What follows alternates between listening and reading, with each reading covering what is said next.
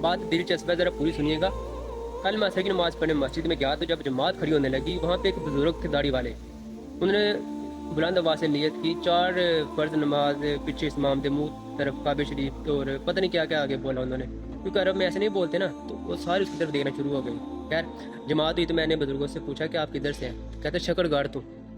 وہ تھوڑا اونچی آواز میں بولے، مجھے لگ گیا پتہ کہ ان کو تھوڑا اونچا سنائی دیتا ہوگا۔ خیر کہنے کا میرا مطلب یہ ہے کہ جو آپ نیت کرتے ہیں نا، جس کا اسلام سے، حدیث سے، قرآن میں اس کا کوئی ذکر نہیں، کوئی واسطہ نہیں اس کا۔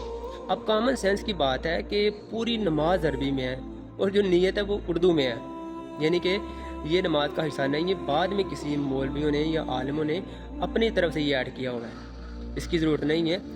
اور دوسری بات یہ کہ جو روزہ رکھنے کی نیت ہے یا افطار کرنے کی، ابھی سومی کے دن نماز میں شاہی رمضان اور ایک دوسری بھی، یہ ہم نے بھی رٹی ہوئی ہیں، لیکن ہمیں ابھی آ کے پتہ چلا ہے کہ یہ بالکل اس کا کوئی تعلق نہیں ہے، یہ اپنے آپ سے ان عالموں نے گڑی ہوئی ہیں۔